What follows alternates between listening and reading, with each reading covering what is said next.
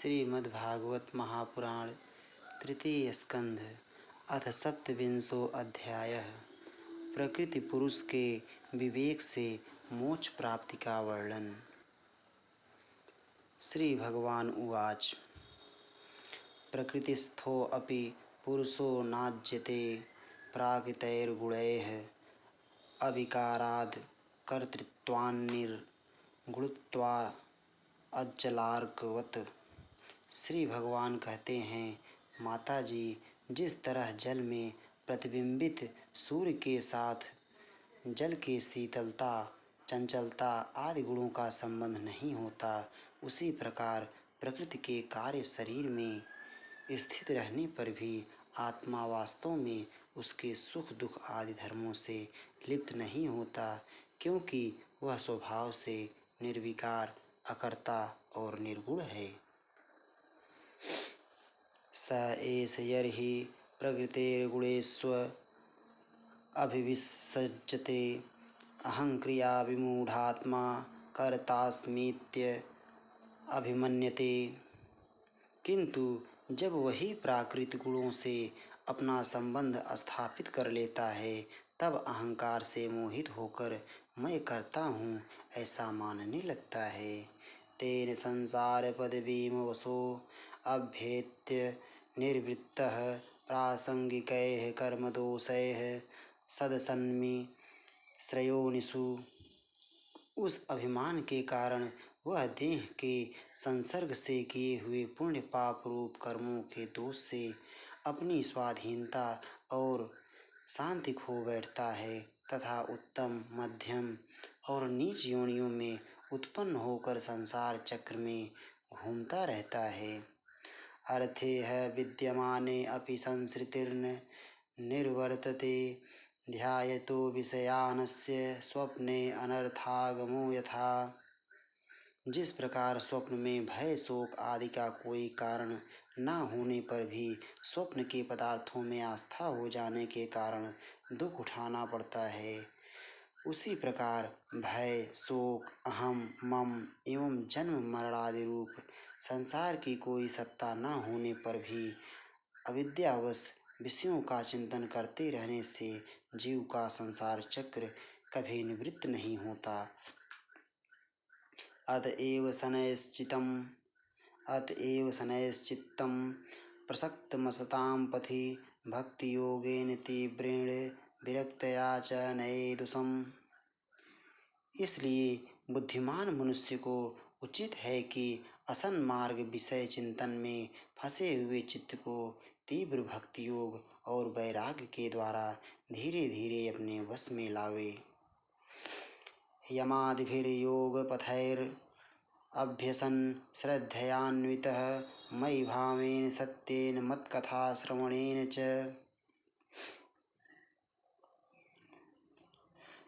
सर्वभूत समत्वेन निर्वैरेणा प्रसंगतः ब्रह्मचर्येण मौनेन स्वधर्मेण बलीयसा।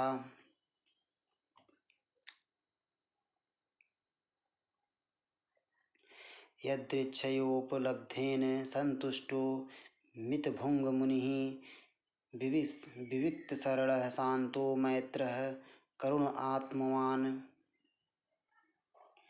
यमादि योग साधनों के द्वारा श्रद्धा पूर्वक अभ्यास चित्त को बारंबार एकाग्र करते हुए मुझ में सच्चा भाव रखने, मेरी कथा श्रवण करने, समस्त प्राणियों में समभाव रखने, किसी से बैर ना करने, आसक्ति के त्याग, ब्रह्मचर्य, मौन व्रत और बलिष्ठ अर्थात भगवान को समर्पित किए हुए स्वधर्म से जिसे ऐसी स्थिति प्राप्त हो गई है कि प्रारब्ध के अनुसार जो कुछ मिल जाता है उसी में संतुष्ट रहता है, परिमित भोजन करता है, सदा एकांत में रहता है, शांत स्वभाव है, सबका मित्र है, दयालु और धैर्यवान है। प्रकृति और पुरुष के वास्तविक स्वरूप के अनुभव से प्राप्त हुए तत्वज्ञान के कारण स्त्री पुत्र आदि संबंधियों के सहित इस देह में मैं मेरेपन का मिथ्या अभिनिवेश नहीं करता। बुद्धि की जाग्र आदि अवस्थाओं से भी अलग हो गया है तथा परमात्मा के सिवा और कोई वस्तु नहीं देखता, वह आत्मदर्शी मुनि नेत्रों से सूर्य को देखने की भांति अपने शुद्ध अंतःकरण द्वारा परमात्मा का साक्षात्कार कर उस अद्वितीय ब्रह्म पद को प्राप्त हो जाता है, जो देहादि संपूर्ण उपाधियों से पृथक अहंकार आदि मिथ्या वस्तुओं में सत्य रूप से भासने वाला जगत कारण भूता प्रकृति का अधिष्ठान महदादि कार्य वर्ग का प्रकाशक और कार्य कारण रूप संपूर्ण पदार्थों में व्याप्त है। सानुबंधे च देहे अस्मिन् कुर्वन् सदा अग्रहं ज्ञानेन दृष्टतत्त्वेन प्रकृतेः पुरुषस्य च निर्वृत्तबुद्ध्य अवस्थानो दूरीभूता अन्यदर्शनः उपलभ्यात्मना आत्मानं चक्षुषेवार्क मात्मदृक् मुक्तिलिंगं सदाभासं सति प्रतिपद्यते सतो बंधुं सच्चक्षुः सर्वानुस्यूतं द्वयम्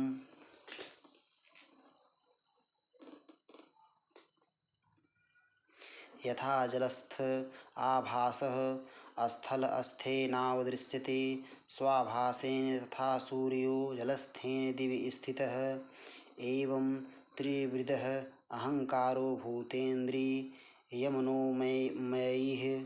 स्वभासैर्लक्षितो अनेन सदाभासेन सत्यदृक्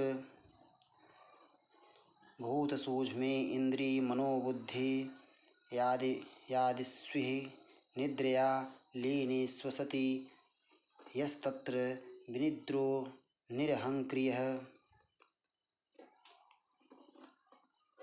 जिस प्रकार जल में पड़ा हुआ सूर्य का प्रतिबिंब दीवाल पर पड़े हुए अपने आभास के संबंध से देखा जाता है और जल में दिखने वाले प्रतिबिंब से आकाश स्थित सूर्य का ज्ञान होता है, उसी प्रकार वैकारिक आदि भेद से तीन प्रकार का अहंकार देह इंद्रिय और मन में स्थित अपने प्रतिबिंबों से लक्षित होता है और फिर सत परमात्मा के प्रतिबिंब युक्त उस अहंकार के द्वारा सत्य ज्ञान स्वरूप परमात्मा का दर्शन होता है, जो सुषुप्ति के समय निद्रा से शब्द आदि भूत सूक्ष्म इंद्रिय और मन बुद्धि आदि के अव्याकृत में लीन हो जाने पर स्वयं जागता रहता है और सर्वथा अहंकार शून्य है।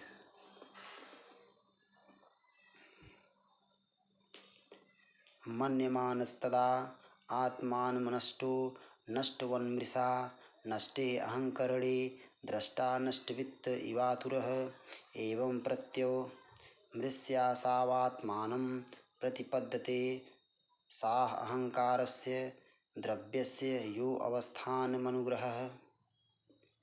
जागृत अवस्था में यह आत्मा भूत सूक्ष्म आदि दृश्य वर्ग के दृष्टा रूप में स्पष्टतया अनुभव में आता है, किंतु सुषुप्ति के समय अपने उपाधिभूत अहंकार का नाश होने से वह भ्रमवश अपने को ही नष्ट हुआ मान लेता है, और जिस प्रकार धन का नाश हो जाने पर मनुष्य अपने को भी नष्ट हुआ मानकर अत्यंत व्याकुल हो जाता है,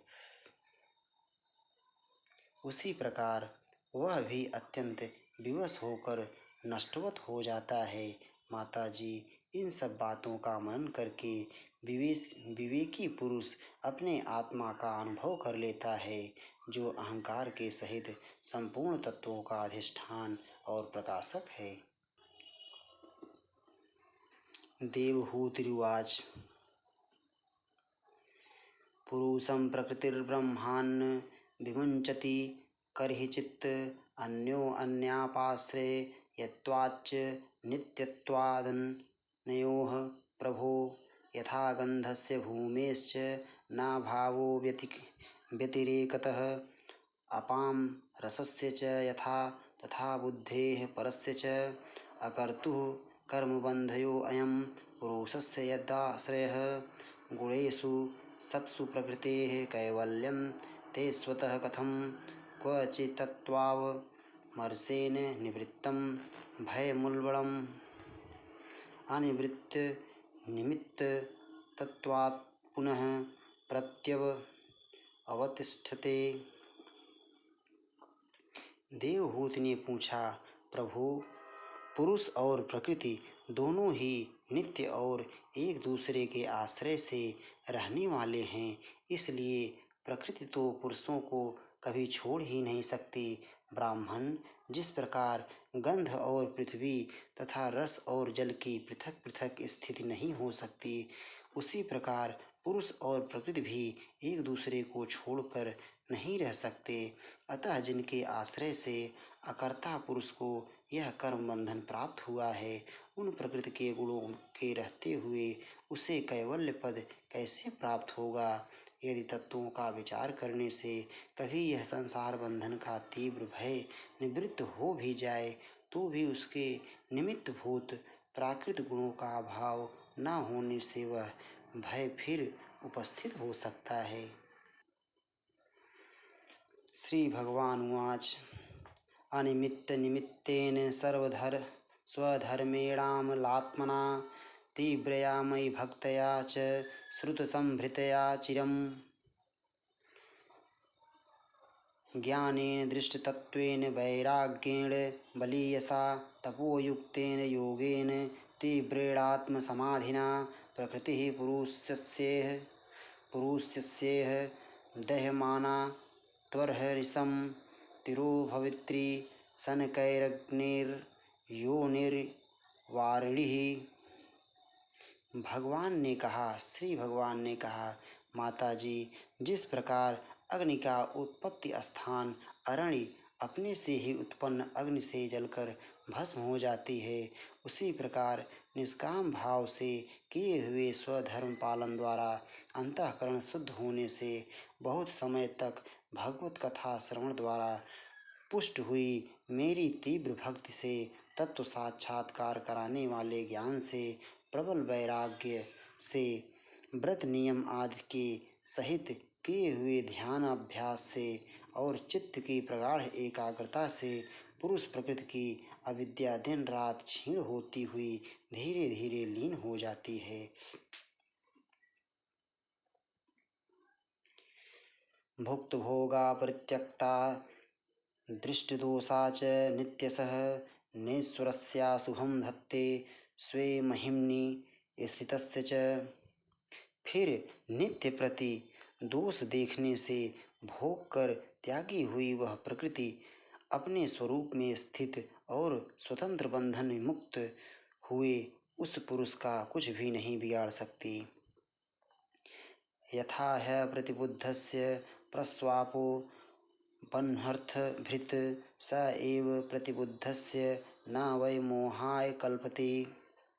जैसे सोए हुए पुरुष को स्वप्न में कितने ही अनर्थों का अनुभव करना पड़ता है, किंतु जग पड़ने पर उसे उन स्वप्न के अनुभवों से किसी प्रकार का मोह नहीं होता।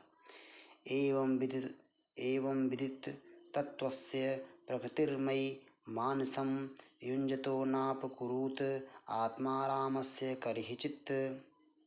उसी प्रकार जिसे तत्व ज्ञान हो गया है और जो निरंतर मुझ में ही मन लगाए रहता है, उस आत्माराम मुनि का प्रकृति कुछ भी नहीं बिगाड़ सकती। यदैव मध्यात्म रतः कालेन बहुजन्मना सर्वत्र जात वैराग्य आब्रह्म भुवनान्मुनिः। जब मनुष्य अनेकों जन्मों में बहुत समय तक इस प्रकार आत्मचिंतन में ही निमग्न रहता है, तब उसे ब्रह्मलोक पर्यंत सभी प्रकार के भोगों से वैराग्य हो जाता है।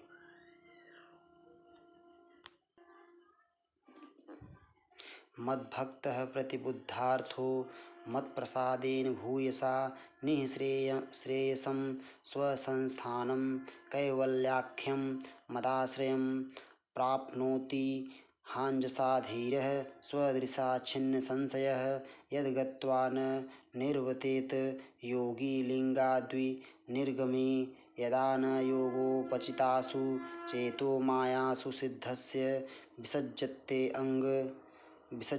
अंगः अनन्य हेतुस्वथ मे गतिः स्याद् आत्यंतिकी यत्र न मृत्युहासः। मेरा वह धैर्यवान भक्त मेरी ही महती कृपा से तत्व ज्ञान प्राप्त करके आत्म अनुभव के द्वारा सारे संशयों से मुक्त हो जाता है और फिर लिंग देह का नाश होने पर एकमात्र मेरी ही आश्रित अपने स्वरूप भूत कैवल्य संज्ञक मंगलमय पद को सहज में ही प्राप्त कर लेता है, जहाँ पहुँचने पर योगी फिर लौट कर नहीं आता। माता जी, यदि योगी का चित्त योग साधना से बढ़ी हुई मायामयी अणिमा आदि सिद्धियों में जिनकी प्राप्ति का योग के सिवा दूसरा कोई साधन नहीं है, नहीं फंसता, तो उसे मेरा वह अविनाशी परम पद प्राप्त होता है, जहाँ मृत्यु की कुछ भी दाल नहीं गलती। इति श्रीमद्भागवते महापुराणे पारमहंस्यां संहितायां तृतीयस्कन्धे कपिलेयोपाख्याने सप्तविंशोऽध्यायः। श्री राधा वल्लभ लाल की जय।